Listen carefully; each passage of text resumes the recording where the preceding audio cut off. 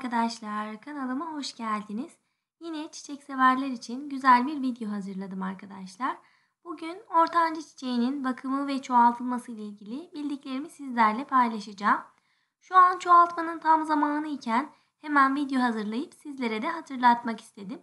Bildiğiniz gibi ortancalar diğer çiçeklere göre biraz daha pahalı.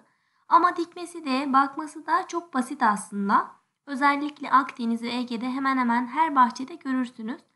Ben de bahçedeki ortancalardan birer çelik alarak saksıya dikeceğim ve çoğaltacağım şimdi. Bakın tomurcukları var birçoğunun da. Burası ağaçların altında kaldığı için biraz gölge. Evde saksıdaki daha iyi ışık ve güneş aldığı için daha erken çiçek açmaya başladı. Dikmek için koparacağımız çelik çiçeksiz olursa daha hızlı köklenir arkadaşlar. Ayrıca çok fazla büyük olmaması gerekiyor uzunluğunun. 10-15 santim civarında olması yeterli olur.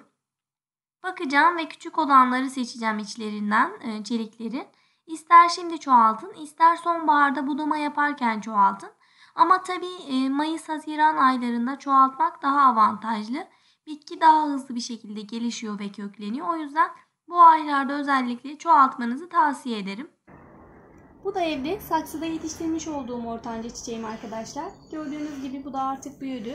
Bunu da sonbaharda budama yaparken dikmiştim bu şekilde. Bahçedekileri budarken böyle bir tanesini saksıya dikmiştim. Yine şimdi buradakileri de aynı şekilde saksıda yetiştireceğim. Ortanca çiçeği bahçede de saksıda da kolaylıkla olabiliyor. Tabii soğuk iklimde özellikle yaşıyorsanız siz yetiştiremeyebilirsiniz. Özellikle Akdeniz ve Ege ikliminde bahçede de rahatlıkla yetiştirebilirsiniz.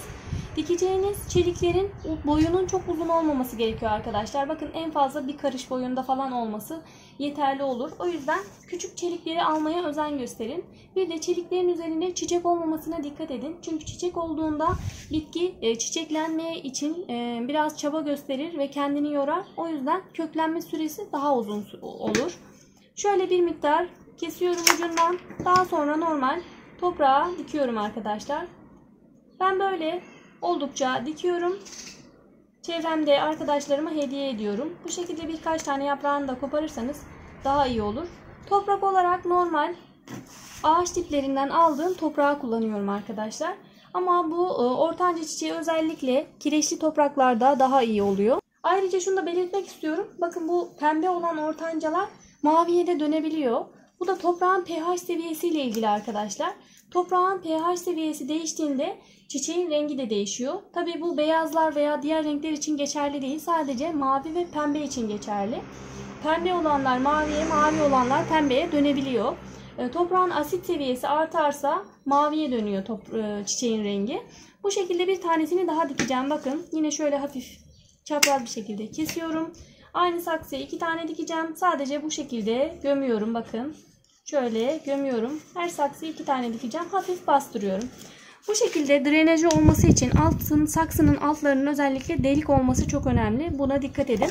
Benim bu saksıların altı delik olmadığı için böyle bir iç saksı, bir de dış saksı bu şekilde kullanıyorum. Delikli değilse bu şekilde siz de yapabilirsiniz. Şimdi aynı şekilde bir tanesini daha dikeceğim. Birkaç tane çoğaltacağım ortancadan. Özellikle ortanca çoğaltmak için Mayıs-Haziran ayları tam ideal zamanlar arkadaşlar. Siz de çoğaltmak isterseniz Mayıs-Haziran aylarını özellikle deneyebilirsiniz çoğaltmayı. Dediğim gibi sonbahar aylarında budama yaparken de çoğaltması oldukça kolay oluyor yine. O zaman da deneyebilirsiniz. Bu şekilde bunu da saksıya hemen gömüyorum. Oldukça kolay çoğaltılması. Hemen bir ay içerisinde kökleniyor arkadaşlar. Bunun çiçeği de varmış. Bakın çiçeksiz olanlar dediğim gibi kesinlikle daha avantajlı olur. Bunların hepsini tek tek dikeceğim. Uzun saksılara da dikebilirsiniz. Boyu uzun olan saksıları da tercih edebilirsiniz. Bahçeye de direkt dikebilirsiniz ama saksıda yetiştirmek bahçeye de yetiştirmeye oranla daha hızlı ve daha kolay oluyor. Köklenmesi daha hızlı oluyor arkadaşlar. Bu şekilde bu boyda gördüğünüz gibi bakın yaklaşık 10 santim kadar bir boyu var. Çok uzun olmamasına dikkat edin. Uzun olursa köklenmesi daha geç oluyor arkadaşlar. Bu şekilde birazcık şöyle bir koparıyorum ve dikiyorum. Dikmeden önce size tavsiyem 1-2 gün suda bekletebilirsiniz. Suda bekletirseniz daha hızlı bir şekilde köklenecektir. Sadece 2 gün bekletmeniz yeterli. Daha sonra toprağa dikebilirsiniz. Ben hiç suda bekletmeden direkt dikiyorum ama Köklendirme konusunda sıkıntı yaşayanlar için özellikle suda 1-2 gün bekletmesini tavsiye ederim. Bunları da yine saksıya dikiyorum. Saksı demişken şunu da belirtmek istiyorum. Bakın gördüğünüz gibi küçük saksıyı tercih ediyorum. İlk etapta bitkileri çelikle çoğaltmak istediğinizde kullanacağınız saksı her zaman küçük olması gerekiyor arkadaşlar. Büyük saksıları ilk etapta tercih etmemelisiniz. Bakın bunun saksısını da çok olmadı değiştirelim. Bunu bir Mart ayında değiştirdim saksısını. Normalde bu da küçük saksıdaydı. Büyük saksıya yeni aldım. Büyüdükçe büyük saksıyı alırsanız daha iyi büyür ama ilk etapta özellikle daha hızlı köklenmesi için küçük saksıyı tercih etmeniz gerekiyor. Bakın bunun da oldukça kenarlardan sürekli sürgünler vermeye başlamış. Bir sürü sürgün vermiş. O da büyüyor. İyice tuttu kendini. Bakın bunlar da kısa bir süre içerisinde, bir ay içerisinde bakın bunlar da köklenecektir.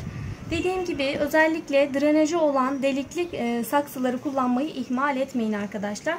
Şimdi diktikten sonra ne yapacağız? Bunu da söylemek istiyorum. Bakın her zaman söylediğim gibi aspirin oldukça faydalı. Aspirin çok iyi bir köklendirici görevi görüyor arkadaşlar. İçeriğindeki salisilik asit bitkilerin hızlı bir şekilde köklenmesini sağlıyor. O yüzden köklendirici tuzu herkes bulamıyor, kullanamayabiliyor. Ben de her zaman bu şekilde aspirinle köklenmesinin daha hızlı olmasını sağlıyorum.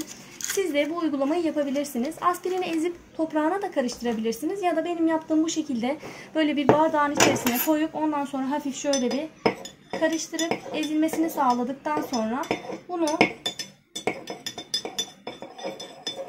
bu şekilde karıştırdıktan sonra hafif bir şekilde şöyle sulama yapabilirsiniz. Bu da daha hızlı bir şekilde köklenmesini sağlayacaktır arkadaşlar.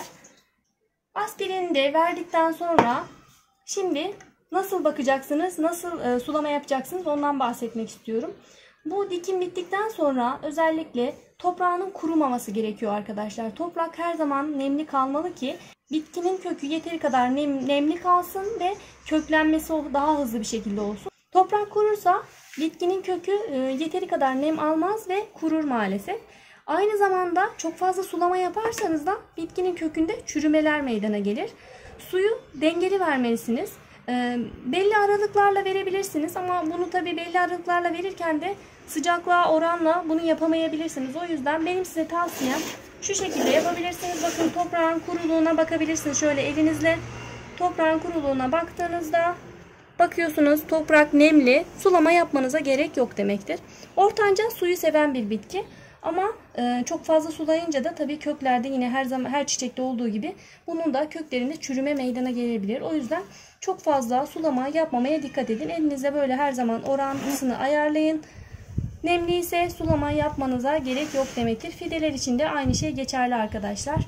Bu aşamadan sonra köklenmesinin hızlı olmasını sağlamak için sera yöntemini uygulayabilirsiniz arkadaşlar. Şimdi ben mesela bunun içerisine koyacağım. Şöyle poşetin içerisine koyacağım. Poşetin içinde daha hızlı bir şekilde köklenecek arkadaşlar. Bu şekilde siz de yapabilirsiniz. Ya da şöyle hafif bir şekilde şöyle kapatabilirsiniz. Azıcık hava alacak ama çok fazla da böyle hava, şu kısımlardan az bir hava alması yeterli olur.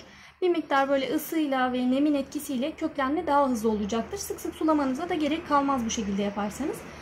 Şu yöntemi de yapabilirsiniz. 5 litrelik pet şişeler var ya, o 5 litrelik pet şişeleri böyle alt kısmını kesip üzerine kapayabilirsiniz. Bu da sera yöntemi olur. Bu sadece ortanca için değil, bütün çiçeklerinize çoğaltırken bu yöntemi uygularsanız daha hızlı bir şekilde köklenmesini sağlarsınız arkadaşlar. Çünkü toprağın sürekli nemli kalmasını sağlar bu sera yöntemi ve sık sulamanıza da gerek kalmaz. Suyunu ayarlama konusunda da sıkıntı yaşamazsınız. Daha hızlı bir şekilde köklenmesini böylelikle sağlayabilirsiniz. Arada bir açıp havalandırırsınız. Herhangi bir çürüme de meydana gelmez. Renk değişimi konusunda da dediğim gibi pH seviyesiyle alakalı renk değişimi de olabiliyor. Yani satın aldığınızda bitkiniz mesela mavidir. Sonra eve getirirsiniz. Belli bir süre sonra böyle pembeye de dönebilir. Ya da sulamanızla alakalı olarak da çiçeğin rengini değiştirebilirsiniz. Mesela Nisan yağmurları oldukça pH seviyesi düşük olduğu için onlarla sulama yaptığınızda bitkinin renginde, çiçeğin renginde değişiklikler meydana gelecektir arkadaşlar.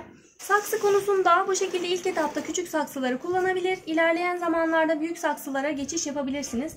Hemen hemen bir yıl içerisinde böyle hızlı büyüdüğü için bu bitki her yıl böyle büyük saksıyla, bir numara büyük saksıyla değişim yapmanız gerekiyor arkadaşlar. Budama yapmak da çok önemli. Bitkiyi ne kadar budarsanız o kadar hızlı ve güzel çiçekler açmaya başlayacaktır. O yüzden sonbaharda özellikle budamayı yapabilirsiniz. Sonbahar geldiğinde budama ile ilgili de videolar çekip atmaya çalışırım. Sadece ortanca için değil, birçok çiçek için bu geçerli arkadaşlar. Budamayı yaparsanız bitkileriniz daha hızlı ve güzel gelişir. Ayrıca bu ortanca çiçeği çok fazla direkt güneş ışığını sevmez arkadaşlar. Biraz daha dolaylı olarak ya da ikindi güneşini daha fayda edecektir. Özellikle besin takviyeleri yaparak da bol bol çiçek açmasını sağlayabilirsiniz arkadaşlar. Bu şekilde çiçek açmasını istediğiniz bitkilere özellikle muz kabuğu suyu verebilirsiniz. Yine ısırgan otu suyu çok faydalı arkadaşlar. Azot oranı oldukça yüksek. Muz kabuğu suyunun da potasyum içeriği fazla olduğu için potasyum bitkilerin bol bol çiçek açmasını sağlıyor. Bu ikisini özellikle kullanmanızı tavsiye ederim. Yine aspirin ve kuru maya tarifi de çiçeklerin, genel olarak bütün çiçeklerin daha çok çiçek açmasını ve güzel görünmesini sağlar. Onu da kullanabilirsiniz arkadaşlar. Bugünlük de anlatacaklarım bu kadardı. Videonun faydalı olduğunu düşünüyorsanız beğenmeyi ve yorum yapmayı unutmayın. Ayrıca yeni videolardan haberdar olabilmek için kanalıma ücretsiz olarak abone olabilirsiniz. Soru ve görüşleriniz de varsa yorumlarda iletirseniz elimden geldiği kadar yanıt vermeye çalışırım arkadaşlar. Çiçek ve bahçe bakımına dair yepyeni bir videoda görüşmek üzere. Hoşça kalın.